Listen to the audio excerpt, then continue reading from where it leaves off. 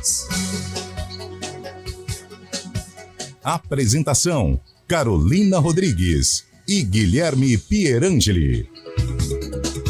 10h06. Hoje no CBN Campinas a gente já falou das oportunidades de emprego. Aliás, em Campinas, CEPAT registrando 15% de aumento na procura por trabalho. E olha que interessante, 45% de aumento também nos encaminhamentos dos que já estavam direcionados às vagas. Então, é um número muito interessante. E outro lado, a gente vê, por outro lado, os 177 mil trabalhadores que estão cadastrados lá no CEPAT. Aumentou bastante, muita gente procurando por trabalho. E a gente fala sobre o assunto que tem deixado muita gente com medo real. A gente fala da inteligência artificial. E será que ela é tudo isso que a gente está achando que ela vai impactar no mercado de trabalho? Bom, o mercado de trabalho já está tendo mudanças assim, numa velocidade, né? Ter que mudar o mindset, ter que mudar a relação com o horário. A gente já veio aí de uma transformação sobre trabalhar em escritórios compartilhados, trabalhar em casa, trabalhar na empresa, tornar híbrido também esse relacionamento, enfim, tantas e tantas coisas. Aí chega mais um item para deixar muita gente preocupada. A Leila Santos está aqui com a gente, ela tem mais de 20 anos trabalhando como coach de líderes em empresas, atende clientes muito importantes, interessantes aqui, até para a gente citar, para vocês entenderem a experiência dela. Grupo Boticário, L'Occitane, Sephora, Itaú, Biolab, Pfizer, Roche, são algumas das empresas que ela tem relacionamento com pessoas ou clientes ou em treinamentos que são relacionados aí ao trabalho, que ela inclusive tem como conhecimento uma pós-graduação em neurociência. Leila, que está aqui nos nossos estúdios, obrigada pela sua participação, bom dia. Bom dia, Carol. Bom dia a todos os ouvintes da CBN Campinas. É um prazer estar aqui pessoalmente e de volta. Tá certo.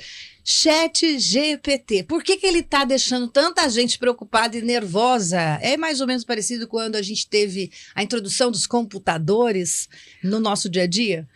Olha, o ChatGPT ele é um exemplo de algo que marca um momento histórico da humanidade. Nós estamos sim vivendo um momento de inovação, uma onda de inovação que, segundo alguns executivos aí de grandes empresas como Apple, Google, falam que esse realmente é um dos maiores movimentos da história.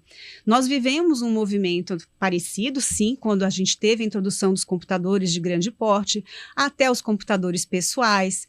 Depois a gente teve aí o surgimento dos primeiros celulares, a internet e depois os smartphones. Então, aquilo que antes estava restrito ao ambiente de uma empresa passou a estar nas nossas mãos. E o ChatGPT, ele traz a questão da inteligência artificial, que antes também estava restrito ao universo científico, acadêmico, para a mão de todos nós. E isso assusta, principalmente pela velocidade, né, que essa tecnologia chega na mão de todos. Só para a gente ter um exemplo, o TikTok, uma ferramenta que todo mundo conhece, levou aí cerca de 9 meses para atingir 100 milhões de usuários. O ChatGPT fez isso em apenas 2 meses. Então, a velocidade que todos nós passamos a ter acesso à tecnologia está cada vez maior. Inclusive, desculpa, de uma versão para outra do ChatGPT, muita gente relatou que houve um avanço enorme, assim, porque tem alguns assuntos que ele não dava respostas assim, digamos assim, consistentes, né? Mas tem gente que já até usa para trabalhar. Eu tenho amigos advogados que dizem que o que é impressionante o que o ChatGPT faz, até amigos jornalistas também que dizem isso. Enfim, até no próprio ChatGPT a evolução já foi grande de um curto espaço de tempo, né, de uma versão para outra. Né? Sim, porque a base da tecnologia é o que a gente chama de aprendizado de máquina e rede neural profunda. O que significa isso? O sistema tem capacidade de aprender. Então, o fato de a gente ter uma versão gratuita disponível significa que todos nós estamos colaborando para continuar alimentando essa tecnologia, porque ela foi alimentada com base de dados baseadas em artigos, livros, conteúdos da internet, mas ela está alimentada até o ano de 2021. Então, é engraçado que, dependendo da pesquisa que você faz, ele vai dizer, olha, baseado nos dados até 2021, são essas, mas a gente continua alimentando. Então, nós todos estamos colaborando para o desenvolvimento dessa ferramenta. A pergunta é, ele vai substituir o ser humano? Olha, outro dia eu ouvi uma frase, não recordo quem falou, mas eu já estou me apropriando dela porque eu achei incrível, que fala o seguinte, o ser humano ele não vai ser substituído pela máquina, mas vai ser substituído por outro ser humano que sabe usar a máquina. E é nisso que eu acredito. Significa que todos nós, profissionais e empresas, nós não podemos ignorar essa onda. Né? Então, assumir a postura de negação.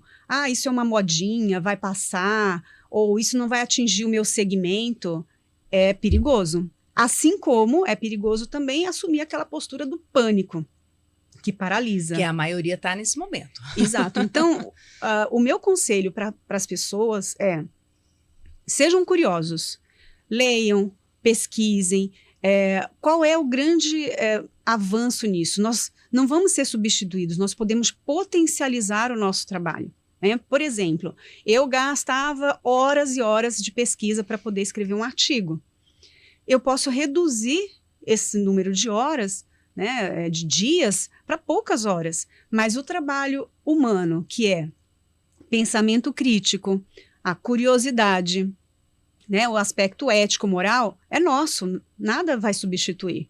E é isso que a gente vai precisar ter mais tempo para aquilo que só depende da gente. Leila, inclusive a minha próxima pergunta vem nesta direção. Existem alguns trabalhos e profissões em que é a personalidade do indivíduo, do profissional, que faz a diferença no mesmo conteúdo que já é apresentado por outros. Então, você acredita que em algumas profissões eu possa fazer uso do ChatGPT ou de outras tecnologias da inteligência artificial, mas se eu não colocar esse olhar diferenciado, humano, e se eu não colocar um traço da minha personalidade, não será um diferencial e aí a gente também corre problemas?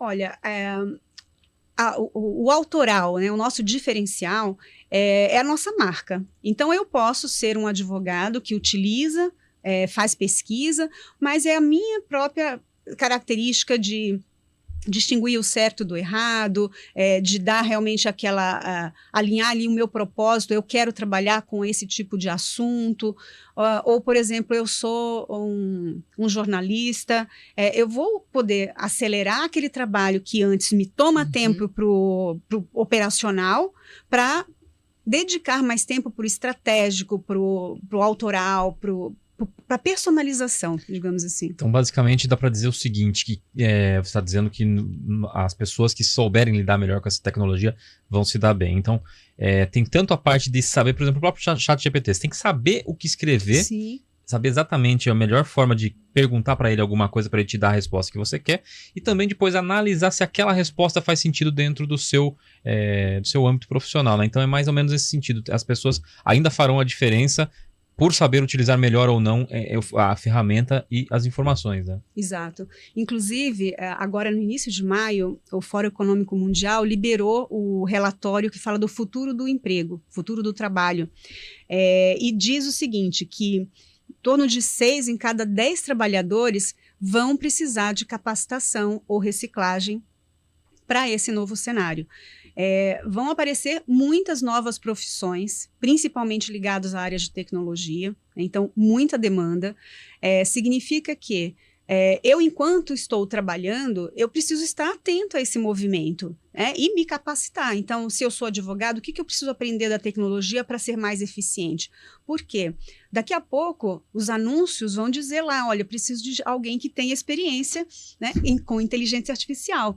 Se eu estiver preparado, eu posso me candidatar para essa vaga.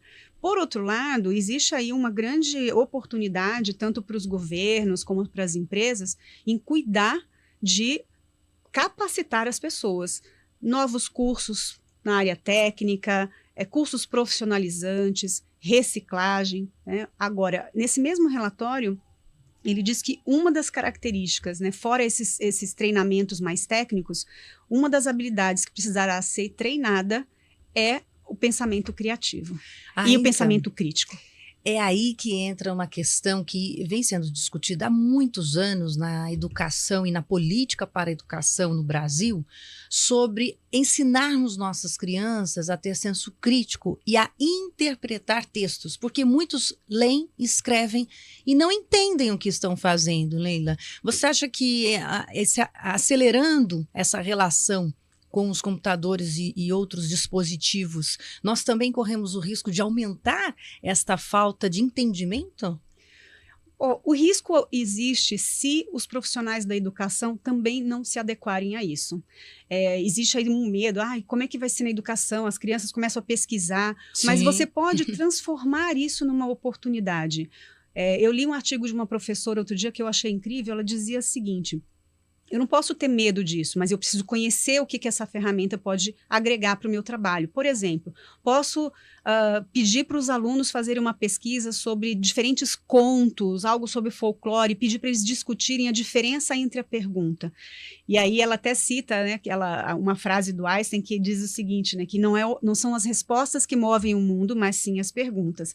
Então ela disse que os professores precisam estimular essa capacidade de curiosidade intelectual, ela diz, né, de fazer perguntas.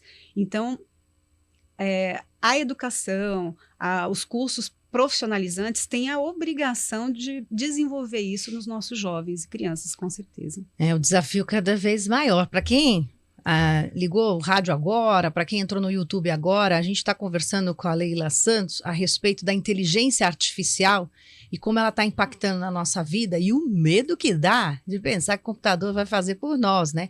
Ela está desmistificando esse medo, dizendo que a gente tem que ser curioso, já começar a pesquisar, a ler, que pode ser requisito de algumas vagas de trabalho. Agora tem uma participação aqui no WhatsApp da CBN que eu achei interessante e curioso a gente falar, da Adileuza. A Adileuza escreveu o seguinte, né? Os chats das empresas, ou chat, né, como o pessoal também fala, não resolvem nada. É perca de tempo, dá uma raiva quando não tem a opção do atendente. Ela está falando dessa tecnologia que hoje é a única forma de a gente conversar com a maioria das empresas. Você entra lá no site, é só por aquele chatzinho. E realmente, como é um robô, Leila, você já deve ter passado por isso. É muito frustrante, porque se você tem uma questão ou um problema com a empresa que foge ao padrão da maioria, você não consegue ser atendido, né? Exato. É que esse sistema chama chatbot, né? E ele é pré-programado. Então, alguém vai lá e pré-programa. Se você perguntar algo fora daquilo, ele não te dá resposta. Eu sempre fico nessa situação. É um terror. Não sei se é porque a gente é jornalista. Eu evito usar, porque eu vejo que não vai dar em nada, procuro outros resolver, canais. Eu concordo com a Adileuza aí. Esses chat precisam aí serem aperfeiçoados, talvez com o chat GPT, Sim. utilizando essa tecnologia ali, talvez melhore, aí talvez ele renda mais Sim. frutos, digamos assim. Né? Mas é então diferente do GPT, então. Sim, porque esses chatbots que a gente está acostumado, eles são pré-programados, então eles têm lá um script fechado, que pode ser alimentado, dependendo da empresa, se ela vai analisando isso, mas ele não tem, né, as tecnologias de inteligência artificial. Mas deve evoluir para isso, porque essa área de atendimento é uma das áreas que vai ser bastante impactada por isso. A gente já trouxe aqui também o Luciano Itamar, que é da frente de tecnologia e informando que até 2025 mais de 700 mil vagas estão e ficarão abertas para profissionais e não estão conseguindo ocupar essas vagas porque as pessoas não têm conhecimento sobre tecnologia da informação, por exemplo. Então são áreas que estão realmente no momento, não dá para ignorar. Agora, Leila, vamos fazer uma fofoquinha aqui. Tem muito executivo de alto padrão que também está com dificuldade? Porque, assim, a gente vê que você tem bastante experiência e atende todo tipo de público, porque, assim, às vezes nós nos desvalorizamos, né? Achando que eu sou simples, não tenho formação, ou tenho um cargo, uma função menor, quem sou eu diante do mercado de trabalho? Mas os executivos, quem tem cargos de chefia, de alto escalão, também tem dificuldades? Como que você tem sentido isso? Sim, ainda existe, eu falo que é uma ignorância digital, né? Esse termo não é mais adequado, mas tem pessoas que ainda são resistentes por entenderem que, não preciso disso, né? Isso não me afeta. Mas, sim, existem alguns executivos que buscam trazer pessoas capacitadas, enriquecer o time com conhecimentos diversos, capacitações diferentes, e eles vão, através da equipe, se atualizando, não é? Agora, existem pessoas, principalmente profissionais da área mais da tecnologia, que estão mais antenados e vão se adaptando mais rapidamente. O que acontece é o seguinte, nossa, que eu me coloco dentro desse quadro. Não somos nativos digitais, a gente teve que aprender tudo isso ao longo do tempo. Esse aprendizado contínuo, ele não pode parar. E agora, como eu mencionei anteriormente, a velocidade disso, a gente está sendo atropelado por essas coisas, né? Mas sim, existe dificuldade de alguns, principalmente as pessoas que são mais velhas, né? Ou estão muito acomodadas assim, eu tenho muito tempo de casa, não se atualizaram. Não tem a ver com a idade, mas pela acomodação dentro daquele ambiente, do status quo, entende? Tá certo. Então, essa informação é para deixar todo mundo mais tranquilo, sem ansiedade, sem ficar angustiado. Essas mudanças estão chegando para todos nós e nós vamos superar isso com certeza. Leila, quero te agradecer pelo bate-papo, muito informativo e produtivo para nós aqui. Eu que agradeço. Um abraço, Obrigado. até a próxima. Até. CBN Campinas. Oferecimento Recap, Sindicato dos Postos de Combustíveis. Quem escolhe a Unicred